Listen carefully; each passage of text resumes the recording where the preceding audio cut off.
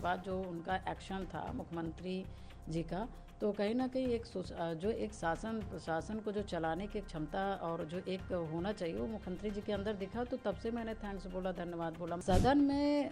तो जो मैंने ये बोला कि माफिया अतीक अहमद को मिट्टी में मिला दिया ना, उसकी सज़ा मुझे मिली और उसके वजह से मुझे पार्टी से निकाला गया। मैं तो जब मेरे दुख का, जब मेरे संघर्षों का जिक्र होगा तो फिर अतीक अहमद कैसे उसमें से विलुप्त हो जाएंगे। उन्होंने एक नॉर्मल आदमी मरा, एक आदमी की हत्या हुई, और उन्होंने जिन लोगों ने हत्या की थी, माफिया का बेटा था, माफिया का पुत्र था, उसके बावजूद भी कुछ भी ना सोचते हुए ना डरते हुए उन्होंने इतना बड़ा कदम लिया। पहले की सरकारों में विधायक हत्या हो जाती थी तब एक्शन नहीं लिया जा सकता था।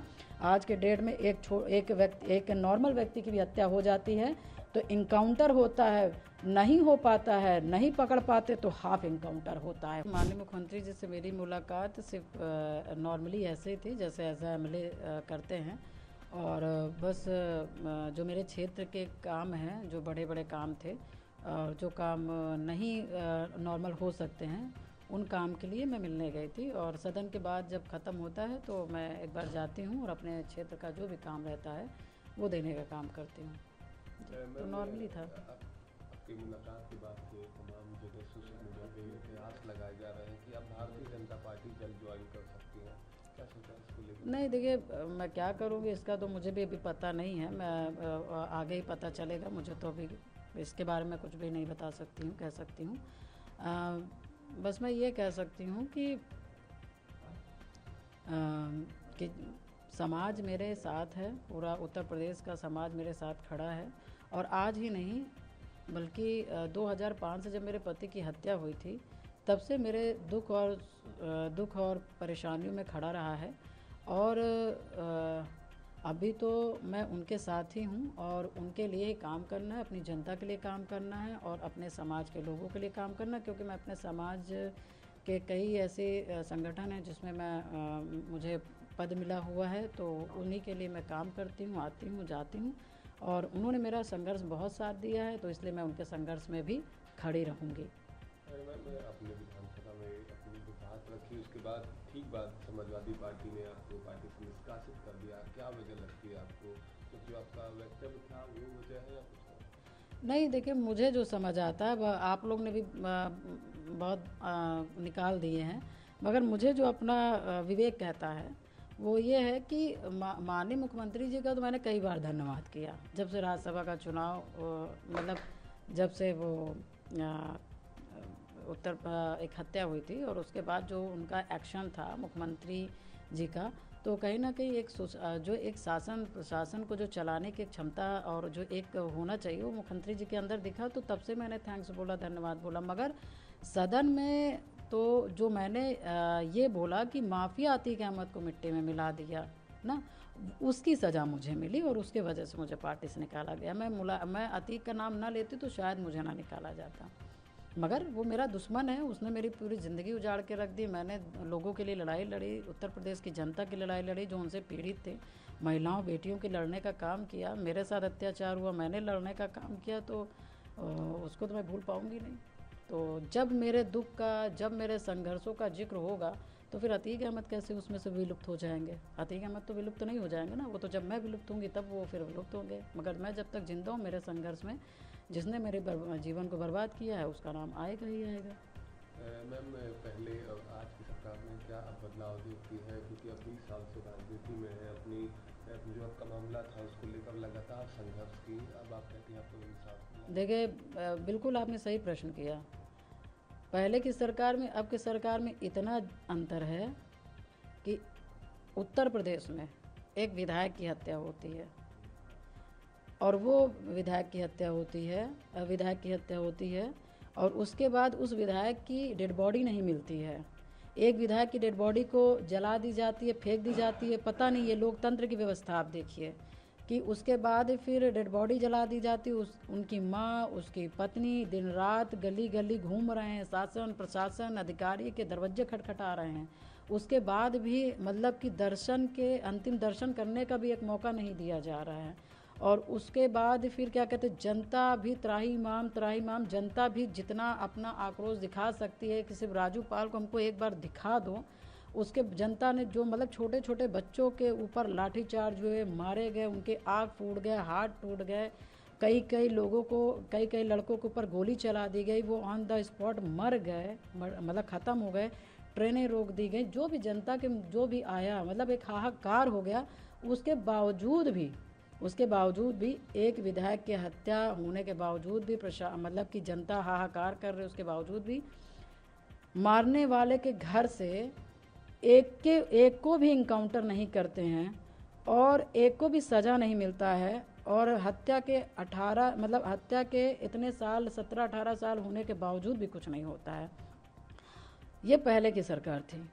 और आज की सरकार की मैं बात करूं तो एक नॉर्मल सा, एक कॉमन सा व्यक्ति मरा, उसकी हत्या होती है और हत्या होने के बाद फिर यही मुख्यमंत्री जी हैं जो उन्होंने एक जो मुख्यमंत्री जिस तरह से होने चाहिए, शासन प्रशासन में जो अपना एक पकड़ रखना चाहिए ना, एक सुशासन दिखाना चाहिए, उन्होंने एक नॉर्मल आदमी मरा, एक आदमी की हत्या हुई और उन्होंने जिन लोगों ने हत्या की थी, माफिया का बेटा था, माफिया का पुत्र था, उसके बावजूद भी कुछ भी ना सोचते हुए ना डरते हुए उन्होंने इतना बड़ा कदम लिया कि माफिया के लड़के का भी इनकाउंटर कराने का काम किया। तो ये परिवर्तन नहीं है, मैं मानती हूँ कि ये बहुत बड़ा परिवर्तन है।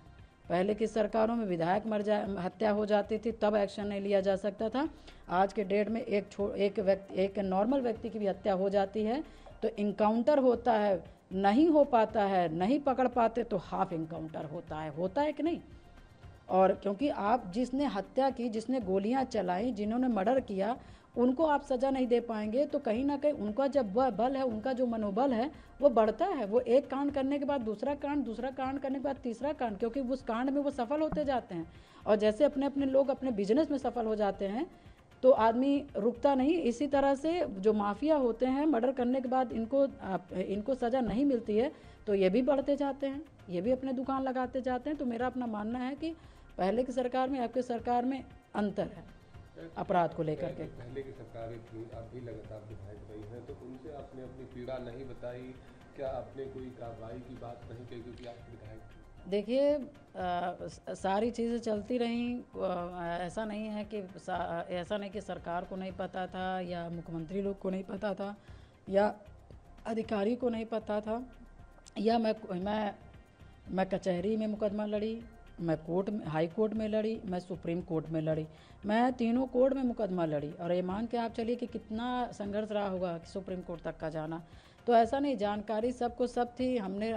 मुझे आपको लगता है कि मैं किसी से मिली ना होंगी, मैं रोई ना होंगी, मैं कहीं ना होंगी, मैंने प्रार्थना ना किया होगा। मगर सबसे बड़ी बात है कि मुख्यमंत्री के पद में किस तरह के लोग बैठे हैं, किस तरह के लोग बैठे हैं।